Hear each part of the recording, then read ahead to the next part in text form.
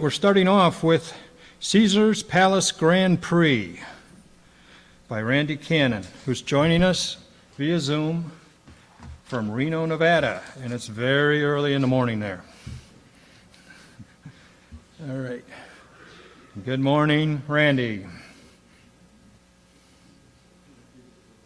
Hang on here. Randy, are you muted on your end?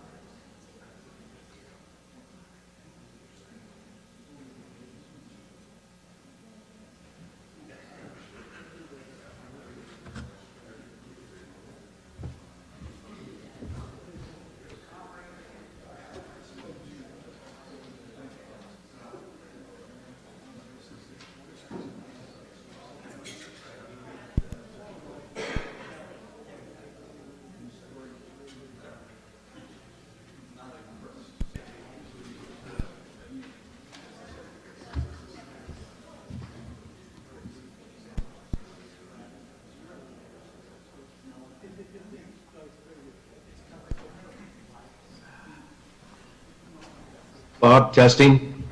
We can hear you now. We can hear you now. I show a live mic on my end. All right, hold on one second. Thank you. What are we doing here? Why is that full screen? Just close it.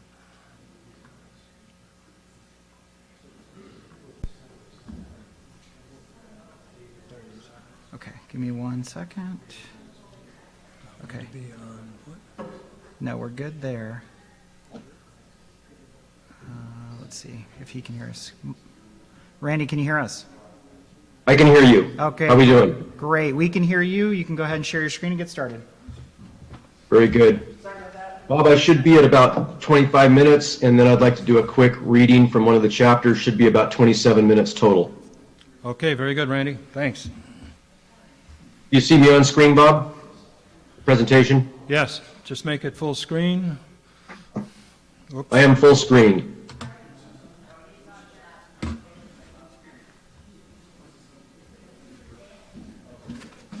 Are you seeing full screen, Bob? Seeing you full screen, but not your presentation yet.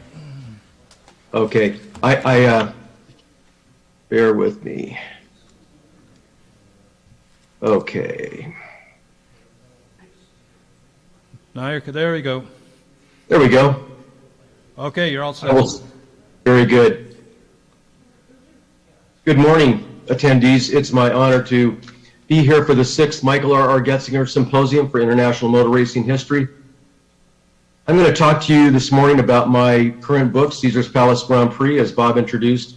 The subtitle is Las Vegas Organized Crime and the Pinnacle of Motorsport. I'm going to walk you through my approach to the research, some of the threads of history that culminated in the Ceasars Palace Grand Prix, and then we'll connect a few dots forward to the return of Formula One to Las Vegas next year after a 40-year absence for the 2023 Las Vegas Grand Prix. I jumped into this project by going back to my original programs. I did get to attend the 81 and 82 Formula One events and the 1983 Kart IndyCar event. I kind of wanted to see what players, what actors I had to work with for the thesis as I wanted to develop it. I started with Cliff Perlman. I remembered him from my youth in Las Vegas.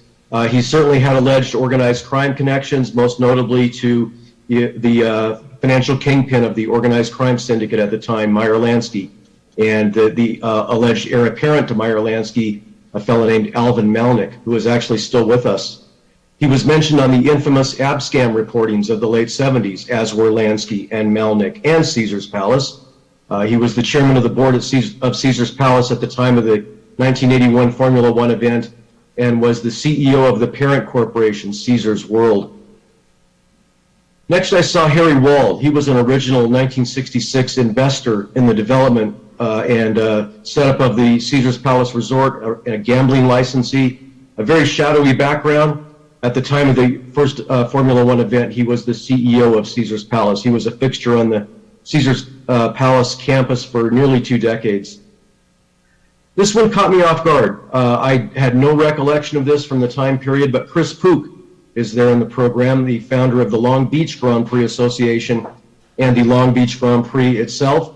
He was the Grand Prix consultant for the Caesars Palace events, the first 3 at least, and was very involved in the development of the program and the operations of the event. Down at the bottom here, really an interesting aside, Dr. Jeffrey McDonald, the convicted Fatal Vision murderer, for those who remember the book and movie of the same name. He was the Caesars Palace Grand Prix medical consultant. He had the same role for the Long Beach Grand Prix. And this fellow had a chance to meet William D. Weinberger, Bill Weinberger, the son of William S. Weinberger, a very prominent Cleveland family who came out to Las Vegas to work in gambling operations. I got to meet Bill, interviewed him extensively, and he was extremely generous, sharing his recollections of the events, including his interactions with Bernie Ecclestone, and just a very, very nice, honorable man. He was the vice president of casino marketing. The Grand Prix, the Formula One Grand Prix events were organized by Bill and flowed completely from his desk. From there, I kind of focused in on Cliff Perlman and Harry Walden. I wanted to see just how visible they were at the Formula One events. And they were very visible, right there on the podium. Cliff Perlman kind of front and center, along with his Meyer Lansky and Alvin Malnick connections. And there's Harry Wald with his shadowy background up there, along with Alan Jones, the winner of the 1981 Caesars Palace Grand Prix. He was the departing Formula One world champion, driving for the Frank Williams team. Alain Prost was second for Renault. Bruno Giacomelli kind of tucked back in there. I enjoyed researching Bruno. He finished third. It was the only podium of his Formula One career. He was driving for the Alfa Romeo team alongside Mario Andretti in 1981. And Mario, as we will see, kind of forms his own thread of history as Formula One travels through America and onto the Caesars Palace Grand Prix. From there, I kind of took a three overlapping circles Venn diagram approach to the research. I knew I had a Las Vegas story. I did not yet know what the national and international connections of this story would be, but there were many. I knew I was dealing with aspects of organized crime, certainly in the backstory of the development of the Caesars Palace property, but there were many, and they ran all the way through to the running of the events by way of Cliff Perlman and his connections. And ultimately, I knew I had an F1 story, the pinnacle of motorsport. And so at the sweet spot, the overlap of the circles, that's where I developed the story of the Caesars Palace Grand Prix. Both the organized crime thread and the Formula One thread start in the immediate post-World War II period. This photo should be somewhat familiar to this audience, certainly the Symposium organizers. The October 1948 American Grand Prix at Watkins Glen. I call it the American Grand Prix because the press called it the American Grand Prix, also known as the Watkins Glen Grand Prix. The history of Formula One flows forward from this day, the history of Formula One in America, and I thank the IMRRC for the use of this image as well as several others throughout the book.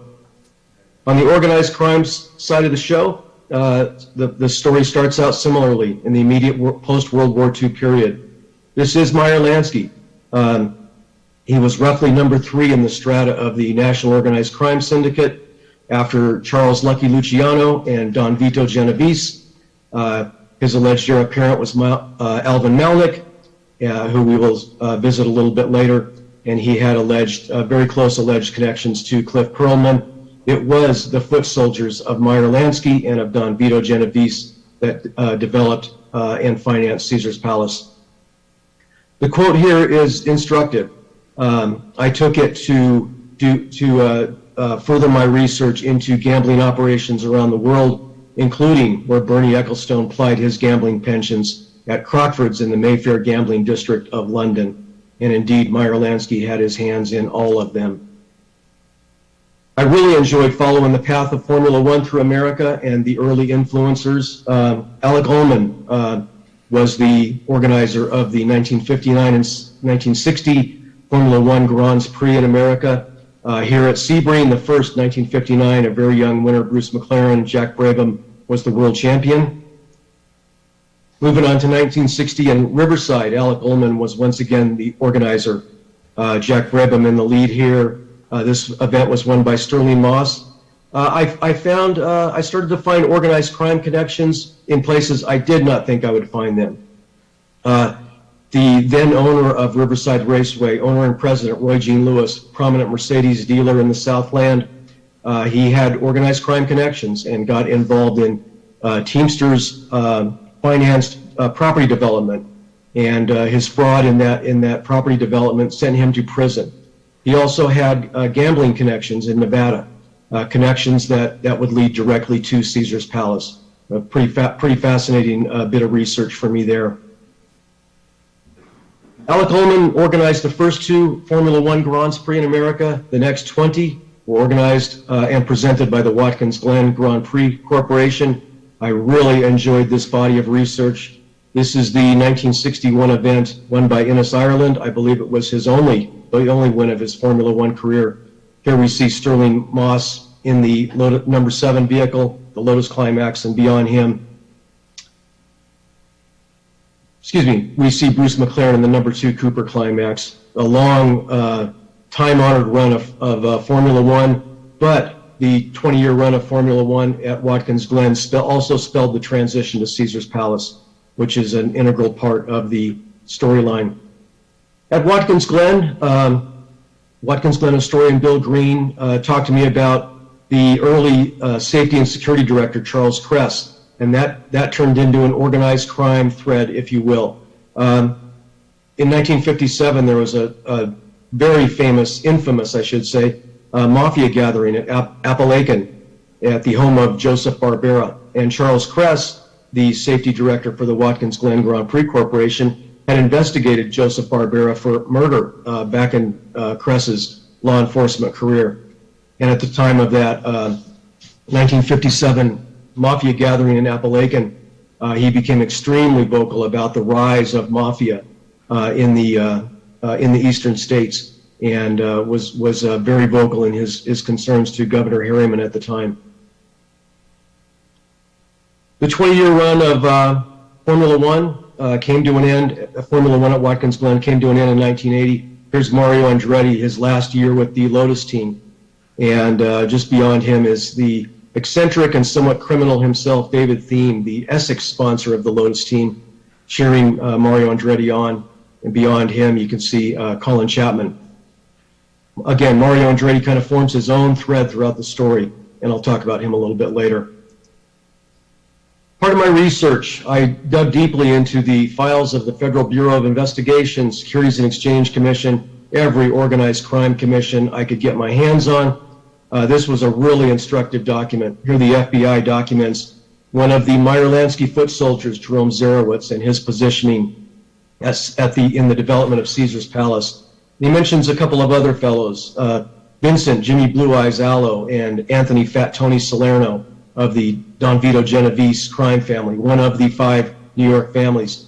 They are entrenched in the financing of Caesars Palace, buying hidden concealed ownership points in Caesars Palace. Very instructive document. And the essential rub here is that they're all complaining that the public development fronts, Jay Sarno and Nate Jacobson, have not put in any money yet they are being credited publicly with bringing everything together at Caesars Palace. Interesting photo from probably late 1965, the underground construction, the foundation construction of Caesars Palace. There's our friend Harry Wald, who we saw 15 years later on the podium of the Caesars Palace Grand Prix. Harry is joined by Nate Jacobson and Jay Sarno. Jacobson and Sarno had a vast series of organized crime connections and were both very prolific borrowers from the Teamsters Central States Pension Fund. The basement construction that we see there also contained the somewhat infamous bunker boardroom of Caesars Palace, where Bernie Ecclestone signed the contract for the 81 Formula One event with Clifford Perlman and Bill Weinberger. Caesars was unabashed in their tease to their resort, an orgy of excitement. This is advertising the grand opening of Caesars on August 5th, 1966. Here we see Nate Jacobson, and he asked for this photo with none other than Jimmy Hoffa, the head of the Teamsters, the president of the Teamsters Union. By now, Jimmy Hoffa had been convicted in his federal fraud trial and was about 4 months away from reporting to prison. After the discharge of prison, we all know how that turned out for Jimmy Hoffa, but he was front and center at the table of honor at the Caesars Palace Caesars Palace Resort, I should say. And it's a very telling image of just what Caesar was made of. The book includes some period picture postcard views of the Las Vegas Valley for anyone who has been there of late. All of this property has been developed over. The dunes that we see here was demolished in the 1990s to make way for Steve Wynn's Bellagio. The Bellagio stands there now. That'll be one of the fixture resorts at the 2023 Las Vegas Grand Prix. They're one of the promotional partners. Just beyond that dune sign is where Caesars Palace was developed. And at the kind of center right of the image is where turn one of the Formula One circuit would tuck right up.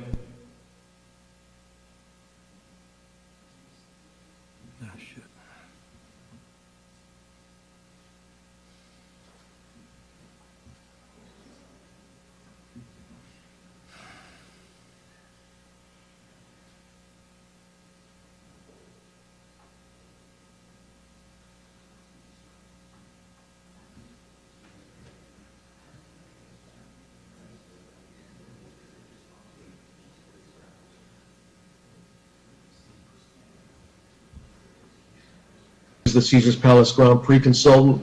He had a 4-year deal. He was terminated prior to the '84 kart IndyCar event at Caesars. The quote at the bottom was telling. It was from his early run at Long Beach when he was still promoting Formula One there. As he rubbed the opinion makers in Long Beach, somewhere between dynamic and brilliant, con man and thief.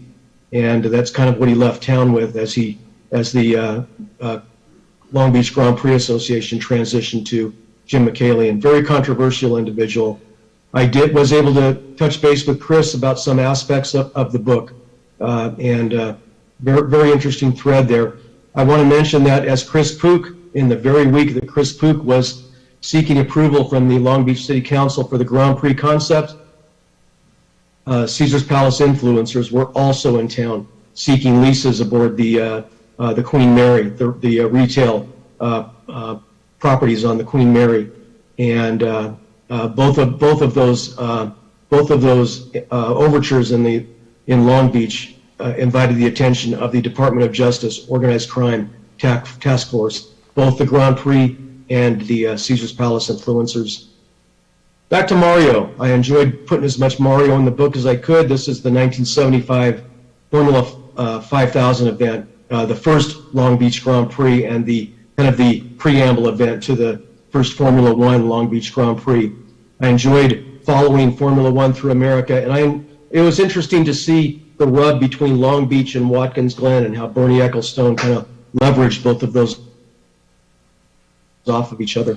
Mario Andretti won the 1977 Long Beach Grand Prix. Here he is leading Niki Lauda and the Ferrari. I believe they finished about that close. Mario Andretti's win, I believe it to this date, is still the only win by an American in a Formula One event on American soil. I believe that to be true, and it completely entrenched the presence, the awareness of Formula One in the American consciousness.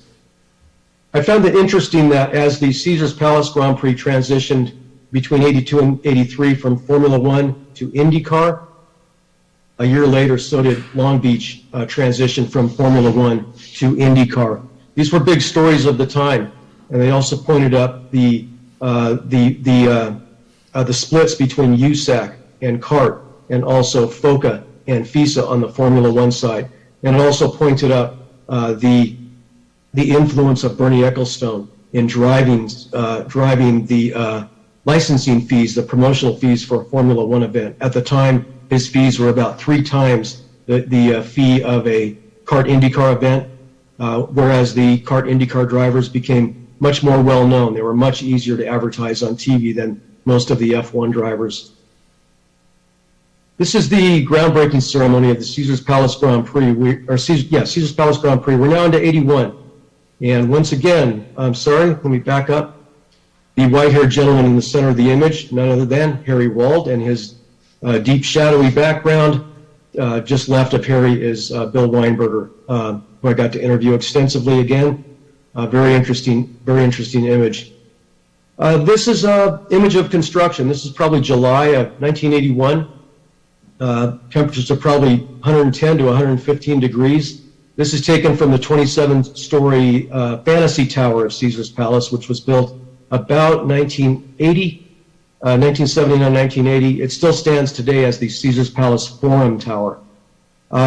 Contrary to popular belief, Formula One cars did not race on parking lot asphalt. As you can see, the construction crews excavated a section of FIA spec base and asphalt, and all of the turns were profiled to FIA specifications.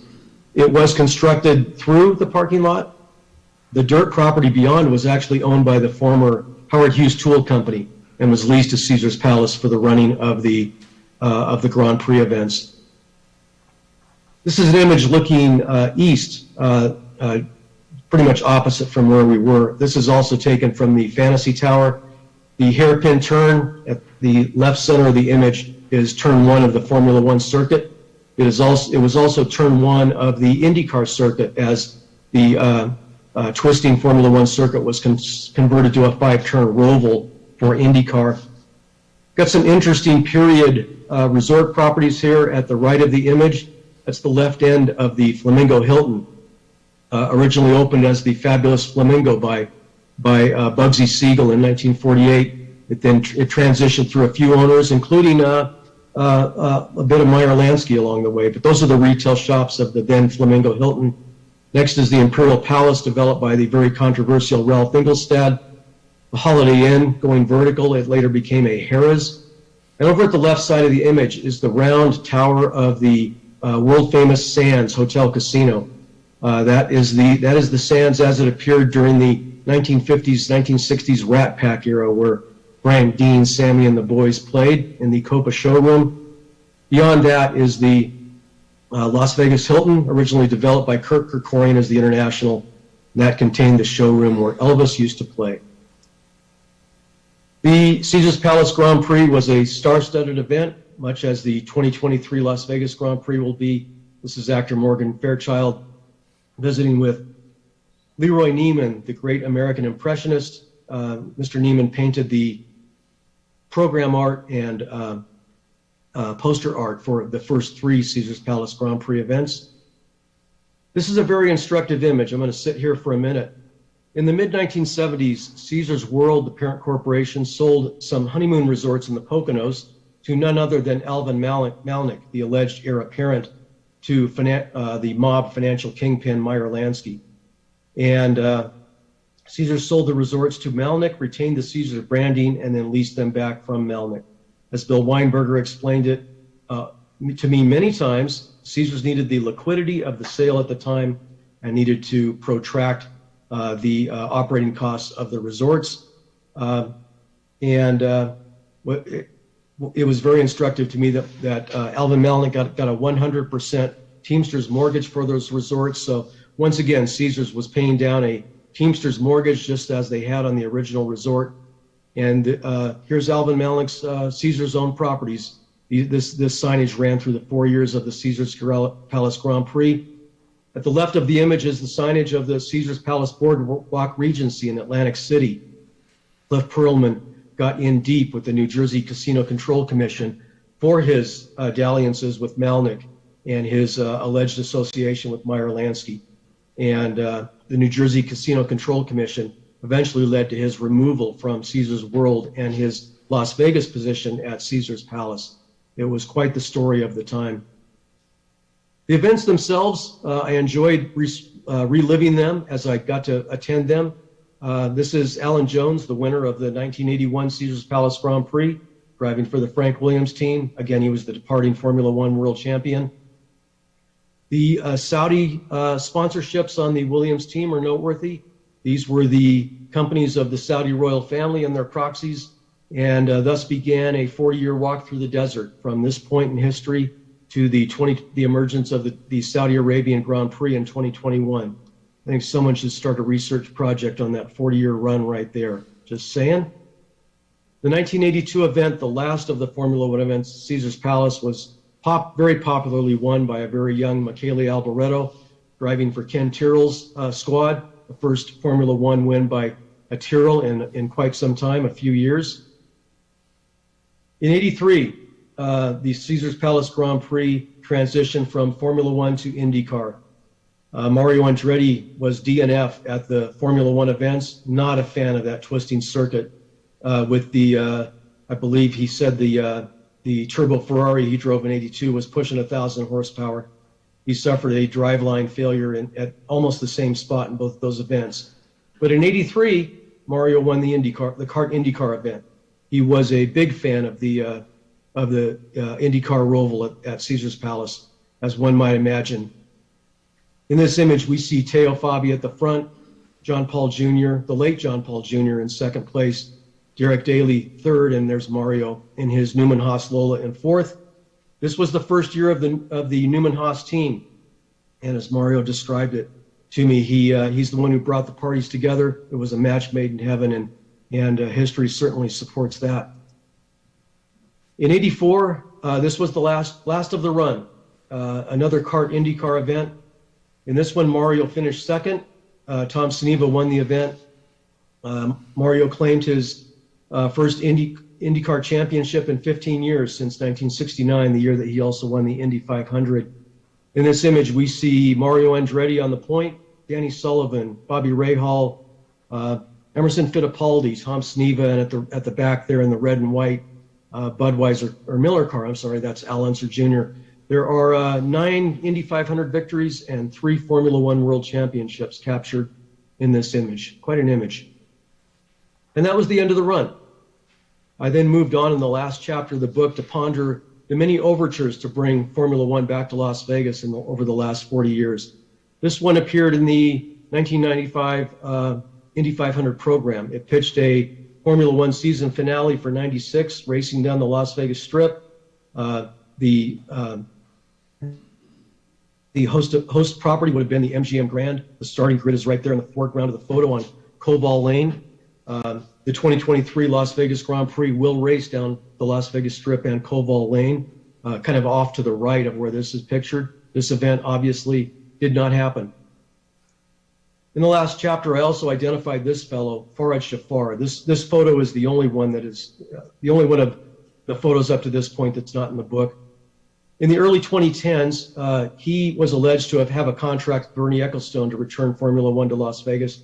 He did sign a non-disclosure agreement with the Las Vegas Convention and Visitors Authority and their ad agency, and basically locked down Formula One in Las Vegas.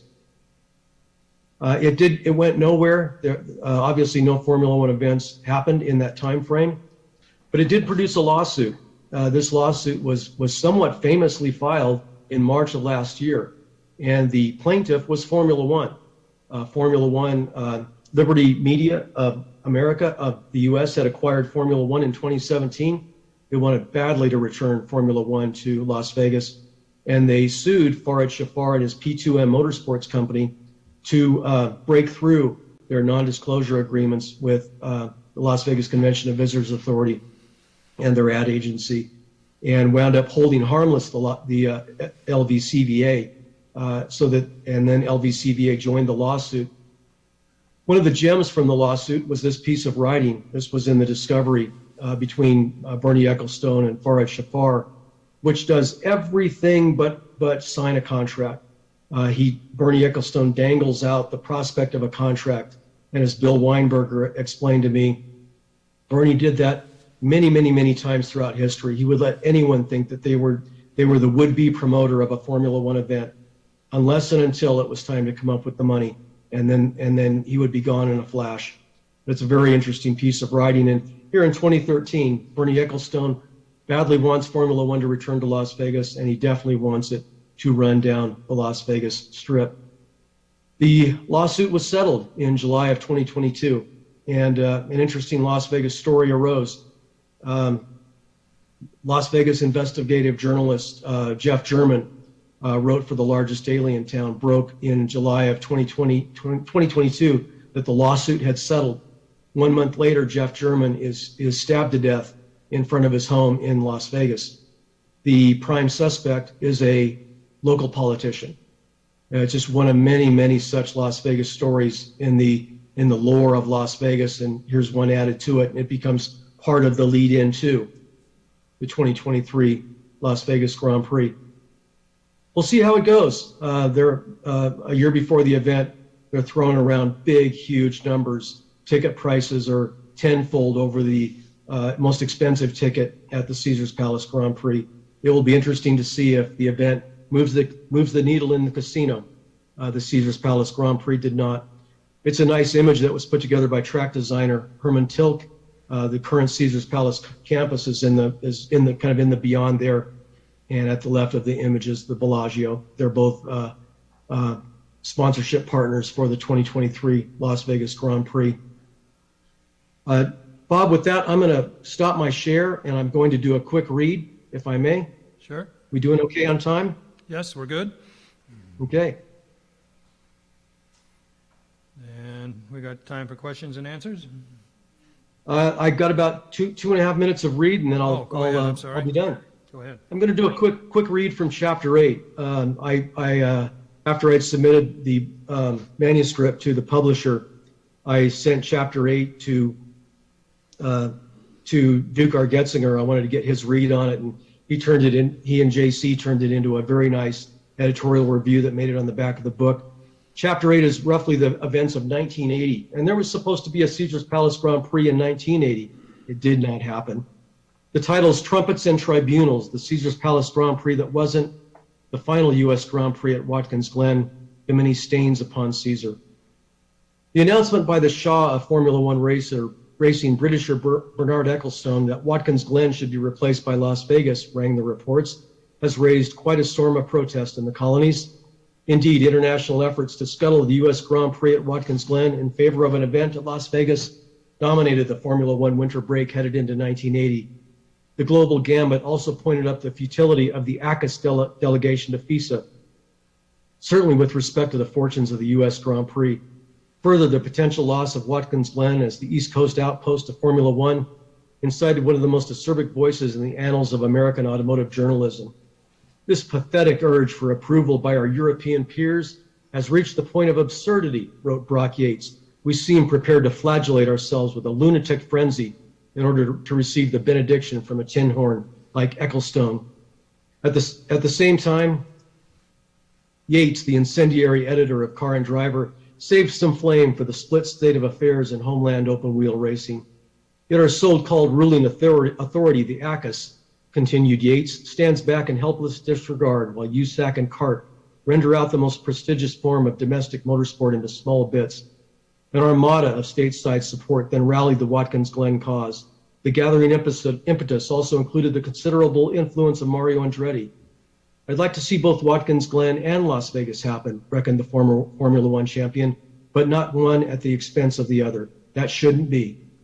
Andretti was also tasked to consider a boycott of the emerging Las Vegas event, an exercise the Lotus contracted drivers simply could not entertain. An American delegation of Mario Andretti, Tom Binford of ACUS, and Malcolm Curry of the Watkins Glen Grand Prix Corporation then traveled to Paris on December 13th, 1979 for a rare audience with the Executive Committee of FISA. There, the American emissaries awaited the final decree of the International Motorsport Body on the fate of the U.S. Grand Prix and the bucolic idol of upstate New York. Clifford Perlman, William McElnay, and William D. Weinberg of Caesars Palace also awaited word from Paris on their own Formula One ambitions, while Perlman also awaited his fate with the New Jersey Casino Control Commission. Caesars World then closed the year trading above $18 per share, an 80% increase in 18 months. Investors perhaps trafficking on whispers of aging mob kingpin Meyer Lansky, alleged heir apparent Alvin Melnick, and the Caesars Palace Grand Prix. Thank you very much for the opportunity to present. Bob, I will turn it back over to you. Thank you, Randy. Thank you. Do we have any questions?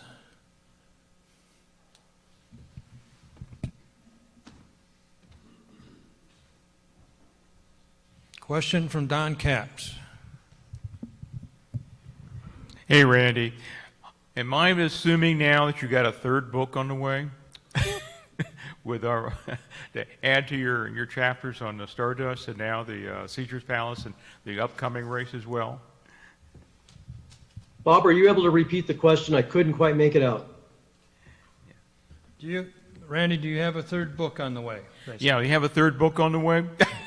Because I have a third and a fourth that I'm working on. I'm not surprised. It's a very good presentation. Appreciate it. Thank you. Thank you.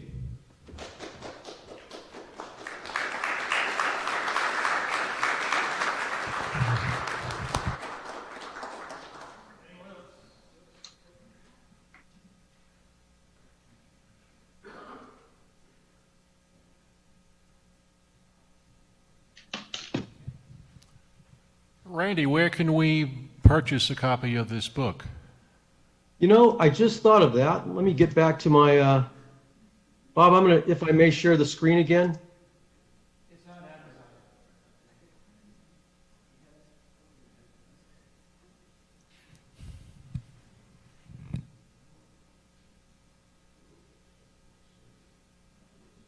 There was one more slide. Bob, am I on screen?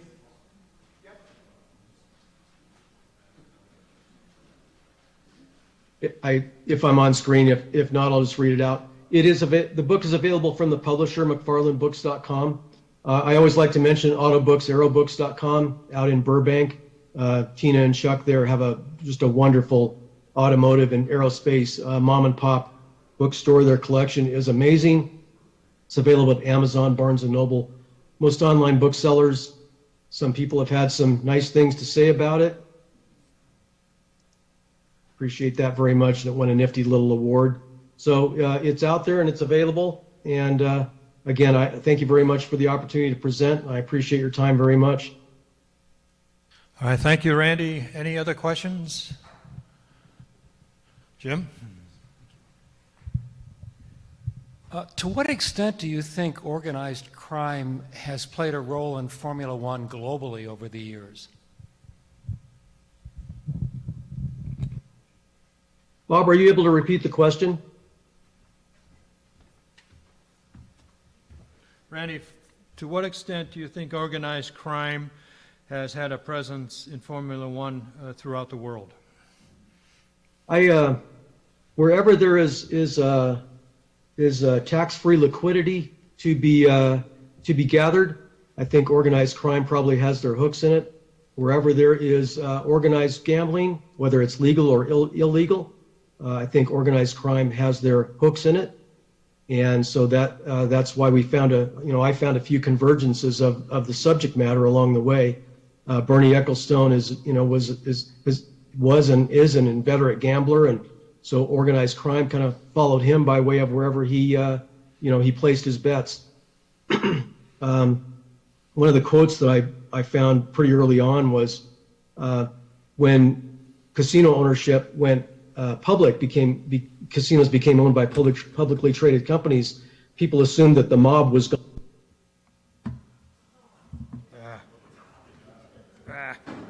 Organized crime actors just had proxies place their stakes in the casino companies, and they got their skim out of the from the casino count rooms the same way they always did.